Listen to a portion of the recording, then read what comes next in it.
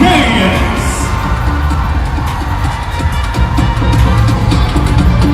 Designer, Aaron Montoya.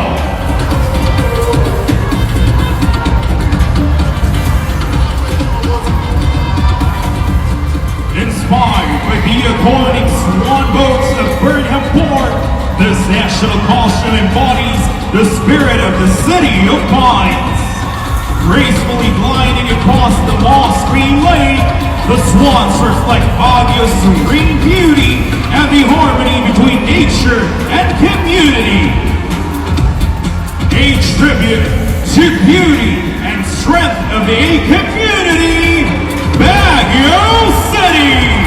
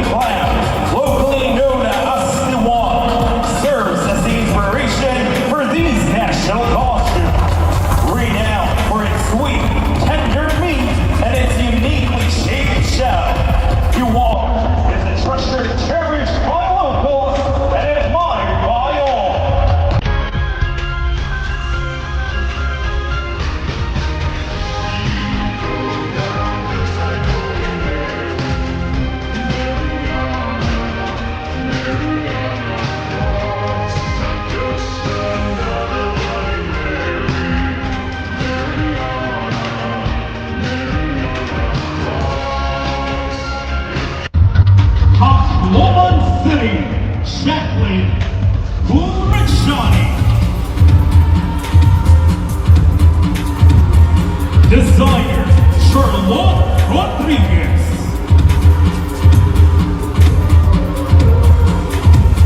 Born from the times of tragedy and triumph, this national costume embodies the story of Tacloban City after the fury of Super Typhoon Yolanda. Born in remembrance, this is a declaration that Tacloban City remains steadfast, a city of hope, unshaken in spirit, undefeated in hope. Waves of courage, the heart of hope, Tacloban City.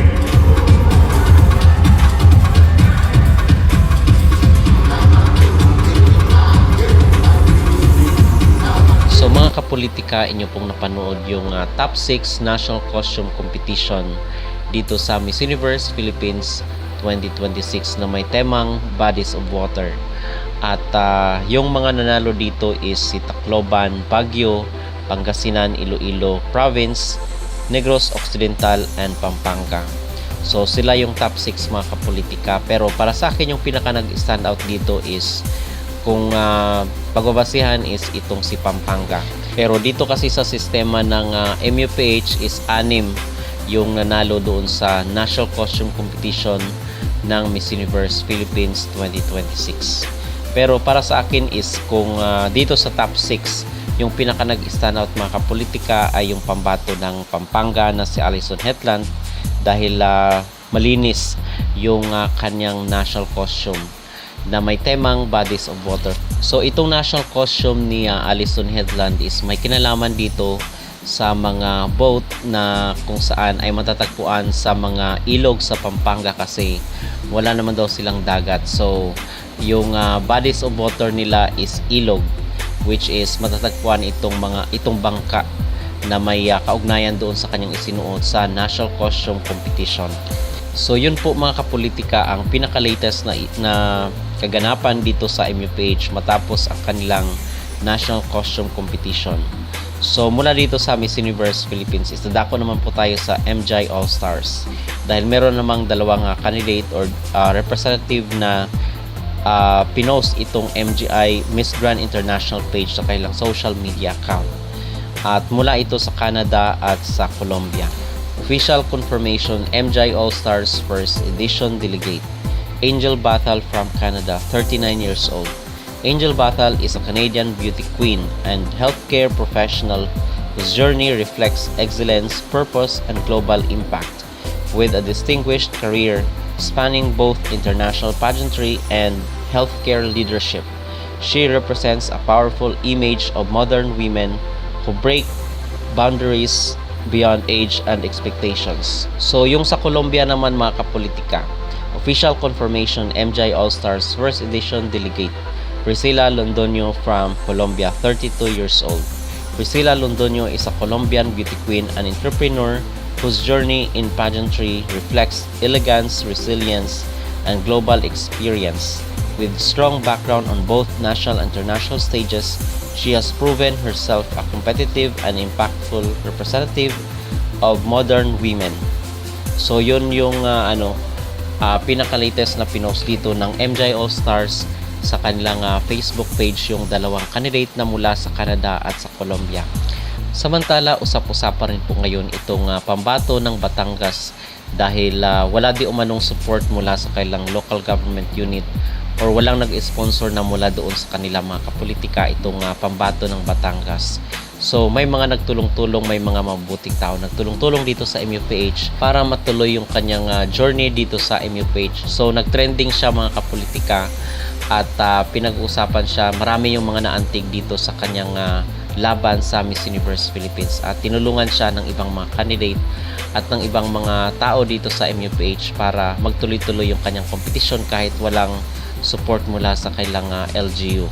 Okay, so nagtrending siya at talk of the town siya dito sa MUPH National Costume Competition kagabi. Kahit hindi ganoon kapasabog yung kanyang isinuot ay siya, marami yung mga naawa sa kanya.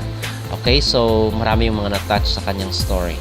So yun po ang pinaka-latest na update dito sa mundo ng beauty pageant. Kung kayo po ang tatanungin ano po ang inyong magreaksyon dito sa 6 na nanalo sa National Costume Competition ng MUPH. Sino sa tingin nyo ang pinaka nag-stand out dito sa 6 na nanalo? Mag-comment down below at huwag kalimutang mag-like at mag-subscribe na rin kayo para updated kayo sa ating mga latest issue. Halos lahat palaban ngayong national costume. Pero bakit parang may isang tahimik na biglang pumukaw sa atensyon ng mga netizens? Anyari kaya sa kanya? Siya pa mismo ang gumawa ng sarili niyang national costume. At sa gitna ng lahat ng mga bashing at negative comments, nakangiti pa rin siya. Siya sa Miss Universe Philippines, Taal, Batangas. Kung totoo man ang mga videos na kumakalat, siya mismo daw ang nag-design, gumawa at bumuo ng kanyang national costume. At dun pa lang, panalo ka na sa puso namin. Kasi sa totoo lang, hindi biro yun. Yung mag-isang buhati ng konsepto, execution, at pressure ng buong bansa na nakatingin sa'yo. It only proves one thing, walang makakapigil sa'yo kung mahal mo talaga ang ginagawa mo. Pero habang ang iba tumatanggap ng papuri, siya naman ay naging sentro ng tanong, puna at bashing.